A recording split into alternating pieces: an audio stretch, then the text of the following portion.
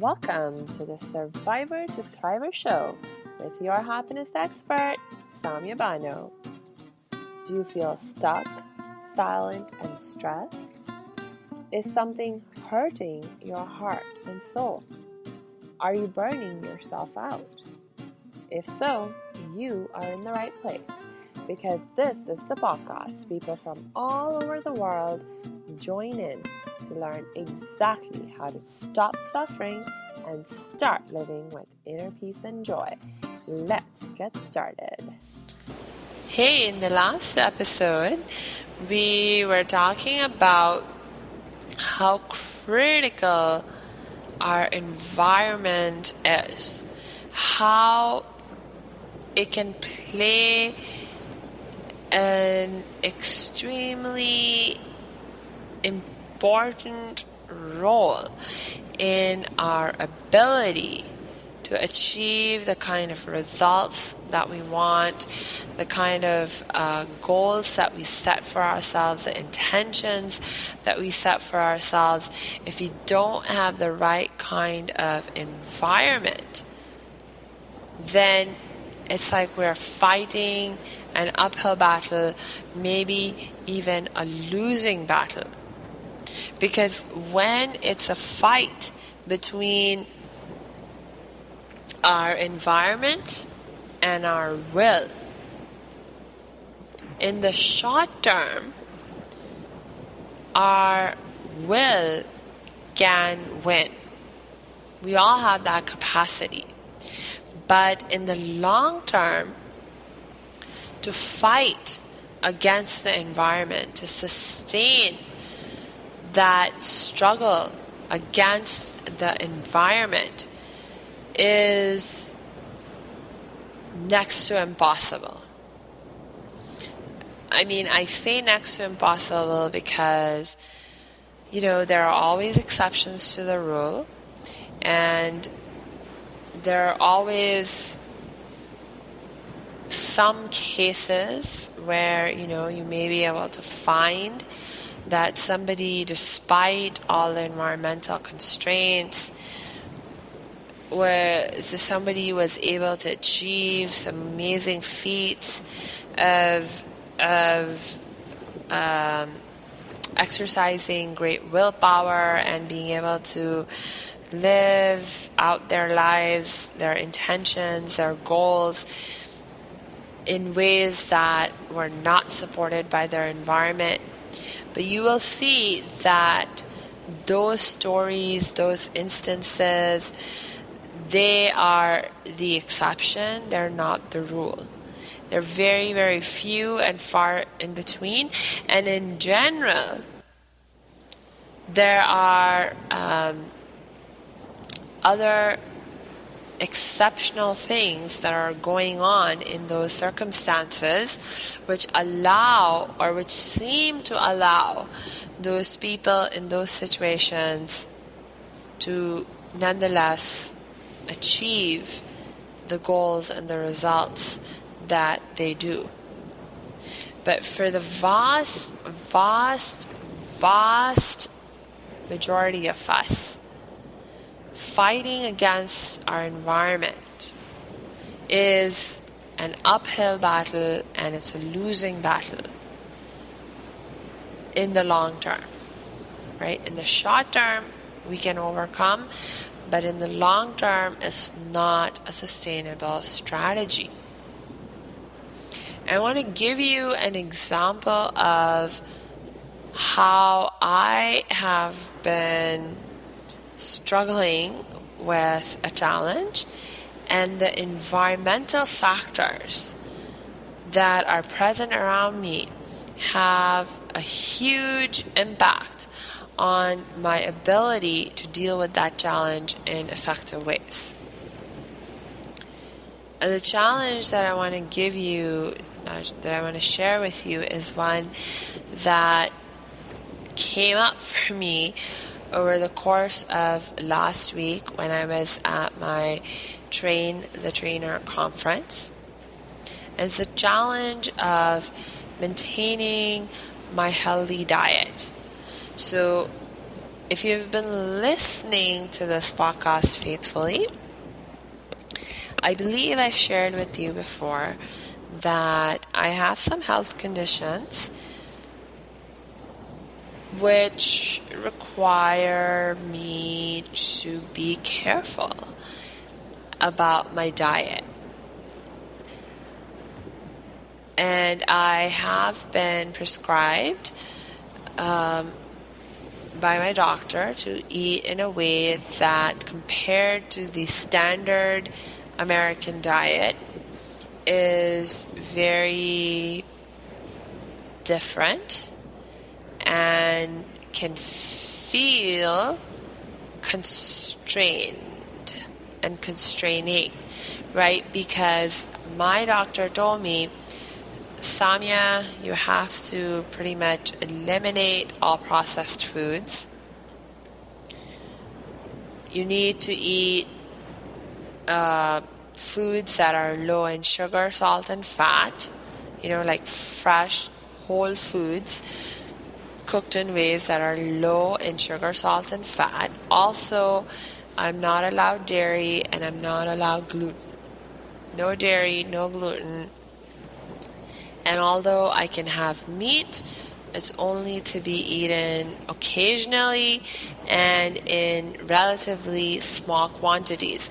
Relatively small meaning like relative to the amount of meat that we consume as Americans.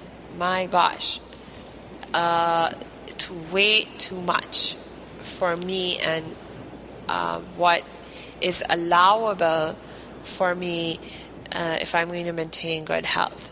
Okay, so for the most part, you can think of it as a vegan, gluten-free diet, low in sugar, salt, and fat, and avoiding all processed foods. Now, if you think about the kinds of foods that are available commonly and consumed commonly in the standard American diet, the rules that I have to follow go very much contrary to the way that people eat in America. The standard go very contrary to the rules of the standard American diet, right? Now, when I'm at home, it's fairly easy for me to maintain my good diet, the one that I've been prescribed by my doctor, right? Because I have a great level of control over my environment, right, at home, in terms of I get to control what kind of food is present for me to eat or not in my house, right? So now, not everyone in my family is following the diet that I do. So, things will often, if you come to my house, you will see that in our fridge, we do have products that contain dairy and gluten, and we also have in our fridge and pantry, like different desserts and processed foods and things like that. However, at the same time, there are also lots and lots of options of delicious food that satisfies my dietary requirements as well. So whenever I feel hungry or I feel the need to eat something or to indulge in my cravings, I always have a healthy option available to me. And so it's not a problem. Like just a few weeks ago, I'll give you a quick example. I had some visitors, some aunts and uncles who were visiting our place. And there's this Persian ice cream place really close to our home. And everyone in my family loves the ice cream from that Persian ice cream place. Now, that they use milk and eggs in their ice cream recipes, so they're not vegan, which means that I cannot eat that ice cream. But I have memories of eating that ice cream. My gosh, before I got put on this diet by my doctor, I also used to love eating that ice cream. So when my aunt and uncle were coming, my mom and dad went to this Persian ice cream place and bought like literally several gallons of different flavors of this Persian ice cream from this particular place.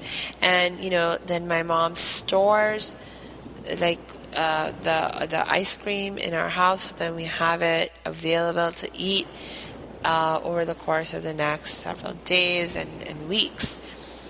Not too many weeks, because it disappears pretty fast in our home. We're all big eaters. Now, for me, it's like, huge temptation, potentially, right? So every time I get a craving to eat the ice cream, I need to make sure I have some other option available to me so that I can eat that instead and feel really good and satisfied eating whatever the alternative thing that I'm eating is, and so that I don't feel deprived and I don't feel therefore, because if I feel deprived, then the temptation to cheat on my diet or to make a special occasion exception, as I like to call it, becomes very strong, right? Because it's like environment versus will. It's like it's a hard battle, right? Even in the best of times, it's a hard battle. So we need to do everything we can to give ourselves extra support, to be able to stand true to our intentions and our will.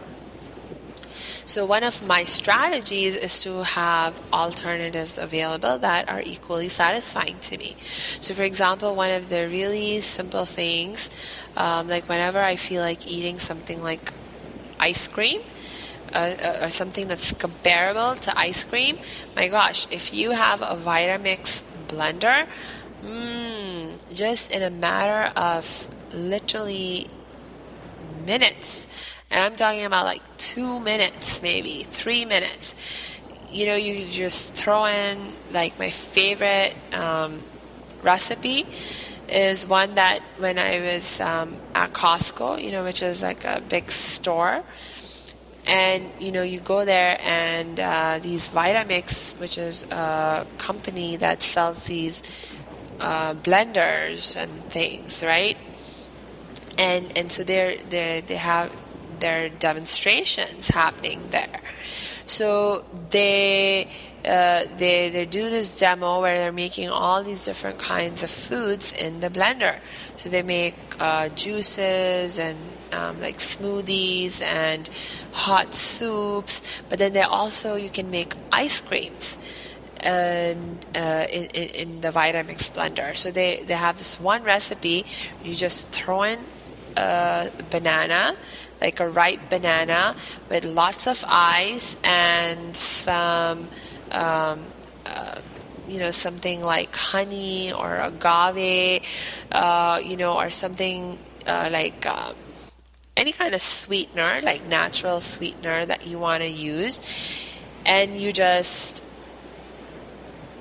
put on the turn on the Vitamix, and within a matter of like just a few minutes, you have this like delicious like ice cream ready made, and it contains no milk, no eggs, no sugar, like no refined sugar and stuff, because I like to use generally I'll use like honey or molasses or sugar, not sugar, but instead of sugar, I mean, and it just tastes delicious, right? And you can like make this in batches and then just keep it ready to eat later also if you want, right? So that's one of the things that I can do to help myself in these kinds of situations and give myself a really healthy option that satisfies my need to eat something like an ice cream. So this is like, okay, wow. So environment, right? So like when I'm at home, I have a lot more control and I'm able to take these kinds of actions to help myself. But now, over the last week, what happened was that I was at the conference, right? Long days, and we had limited amount of time for our meals, and we had a limited selection of food to choose from.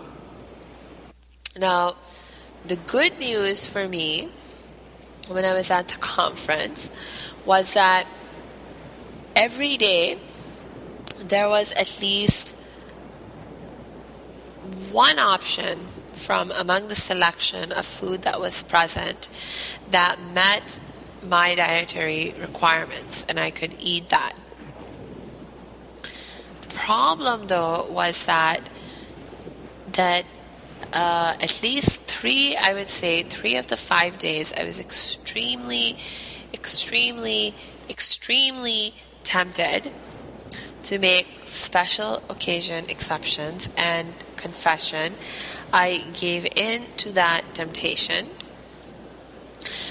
Because even though I had at least an option of something that I could eat that met my dietary requirements at a technical level, the options that I had were not emotionally satisfying.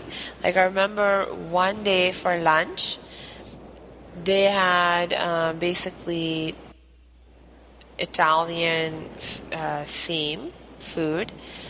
And the two main things that were present during that lunch, there was like a leafy green salad, and also had cucumbers and tomatoes in it, and then a vinaigrette dressing. That salad was pretty much the only thing, however, that was available in that lunch selection that I had that met all my dietary requirements. The main course was actually like this vegetable lasagna. Now it was vegetable, that was all good, but it had dairy and it had gluten, both of which are big no-nos for me, right? But it was like warm, and it was like smelling so good, and everyone around me like kept talking about how good it tasted, and I'm like eating leafy greens, and like salad, and I'm like eating, and it wasn't like the salad wasn't good. It was good, but it's like I'm Indian, okay? For me, you give me a salad, I'll enjoy eating it as a first course. But if you expect me to make an entire meal out of eating only a salad of leafy greens, I'm sorry, but that is not like emotionally satisfying for me. Okay, so I felt so tempted. Now, in that environment, you see, it's like had I chosen to exert my will more strongly, I certainly had the capacity to resist the temptation. But what happened with me was that I found myself losing focus on why I even needed to be so strict with my diet, why I even needed to be so focused on eating in this particular way that has been prescribed to me by my doctor. I found myself losing focus on the reasoning and And I found myself losing sense of motivation to fight that battle of will versus environment, and I gave in. And I was like, oh, I'm going to make a special occasion exception. And I did. Now, I knew what I was doing. So, look, I made the best decision I could in that moment. There were different needs that I was struggling to balance at that time.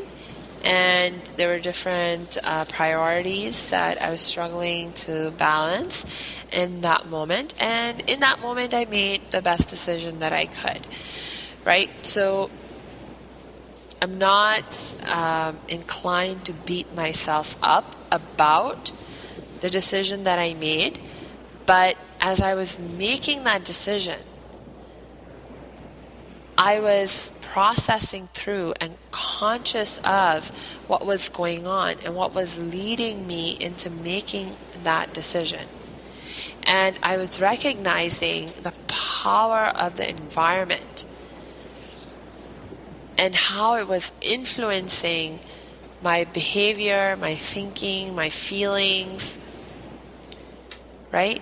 And it's like, my gosh, and to some extent, I will admit that I allowed this to happen because, like I said, I was at this Train the Trainer conference, and we were learning about, my gosh, context is king. Our environment is hugely impactful, and it's like, in fact, our environment and the context within which we are learning is even more important than the content, the information that we are learning. And as I was having this experience with over lunch, it was like, it was just like reinforcing for me this lesson of just how hugely influential our environment can be. And when we think about, improving ourselves and transforming ourselves, transforming our lives, our behaviors, it's so important that we not only think about it in the context of what I think and how I behave and how I feel and how I can change those aspects of myself, but we also think about it in terms of, okay, what are the environmental factors and influences on my thoughts and beliefs and feelings and emotions, and how can I create an environment around me that supports the intentions that I'm setting for myself, the goals that I'm setting for myself. Now I will tell you that had I chosen to resist the temptation that I was faced with in the moment, I could have taken a number of different steps to strengthen my will against the environment, and reduce the impact of the environment, so that I could have resisted that temptation. But I'm looking at the time, and I think what I'm going to do is let's pick up on this idea in the next episode. In the meanwhile, if this is something you find yourself struggling with, please do not continue to struggle with it on your own. Please reach out for help and support. And you know that I'm one person you can reach out to. Just go to my website at www.academyofthriving.com and click on the Contact Us page. There you will see different options for how we can connect. So until next time, I wish you lots of peace and joy.